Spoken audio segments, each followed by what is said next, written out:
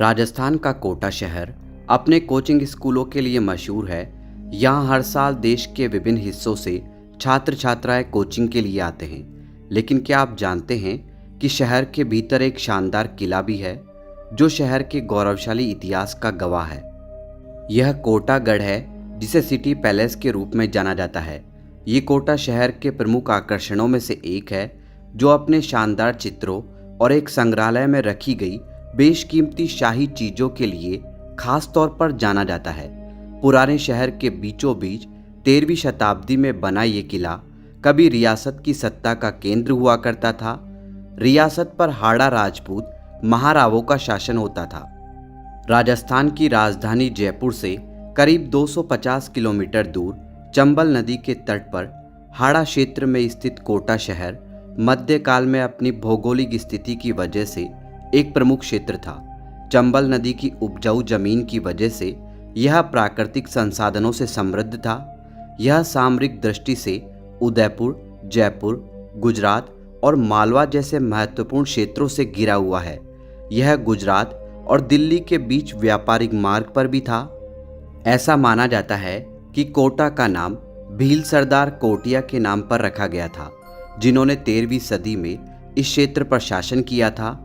सन 1264 में बूंदी के राजपूत साम्राज्य के राजकुमार जेठ सिंह ने कोटिया को हराकर उनकी हत्या कर दी थी और फिर कोटागढ़ की नींव रखी थी।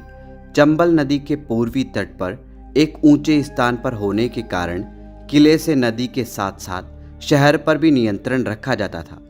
लेकिन कोटा को महत्व कई सदियों बाद मिला। मुगल बादशाह जहांगीर ने सन 1624 में कोटा को बूंदी राज्य से अलग करके उसे एक स्वतंत्र रियासत घोषित कर दिया और बूंदी के राजकुमार राव माधो सिंह को शासक बना दिया। उसी के बाद ही किले को महत्व मिला था। राव माधो सिंह के शासनकाल में कोटा एक खुशहाल राज्य बना और उनके वंशज सन 1947 तक कोटा पर शासन करते रहे। उसके बाद कोटा भारतीय संघ में शामिल हो गया। आगे आने वाले सालों में शासकों ने किले के विस्तार और मरम्मत पर काम किया। जो शानदार किला आज हम देखते हैं वो इन्हीं की देन है। किले की वास्तुकला मुगल और राजपूत वास्तुकला का मिश्रण है। इसमें छतरियों, छज्जे और भीतर शीशे का काम है। किले के स्तंभ सुंदर रूपांकनों से सजे हुए हैं। कोटागढ़ के मुख्य आकर्षण में से एक बड़ा महल, जो कभी राजा की रिहाइश हुआ करता था। महल की कुछ बेहतरीन पेंटिंग्स बड़ा महल की दीवारों पर लगी हुई है।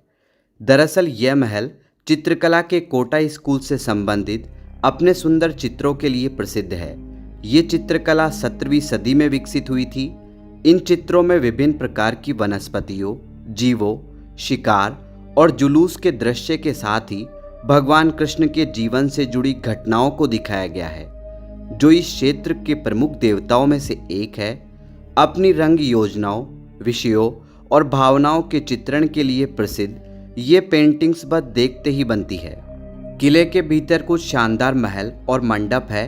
राजमहल के परिसर में उस समय के दरबारों की एक झलक मिलती है। यहीं पर राजा अपने दरबार लगाया करते थे।